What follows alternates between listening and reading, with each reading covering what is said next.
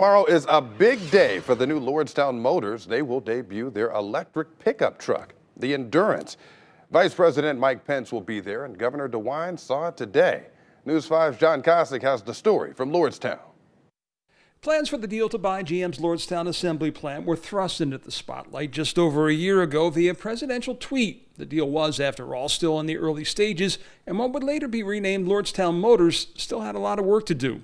This is probably not yet the day to celebrate. Even Governor DeWine, holding a news conference that day to tap the brakes. What was then known as Workhorse had a promising future and was up for a $6.3 billion contract with the U.S. Postal Service, but they didn't have it in hand. For this really to work, it's going to take the contract with the United States Post Office. 13 months later, that contract still has not been awarded, but Lordstown is making a go of it with this, the all-new, all-electric Endurance.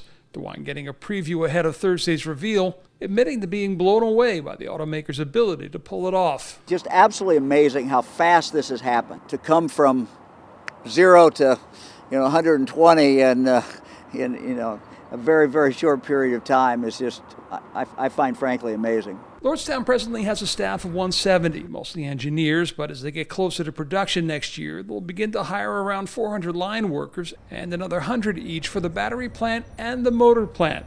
That's the first wave. A lot of people ask me what's the end game.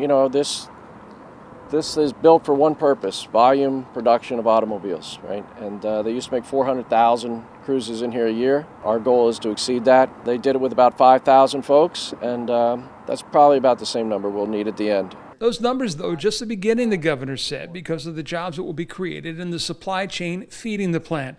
The governor was asked, though, why he chose to tour the plant a day before the big reveal and the vice president's visit. He said, candidly, health. Fran and I have not been around crowds, and we're not intending to do that.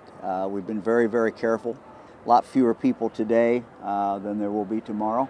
In Lordstown, John Kosick, News 5.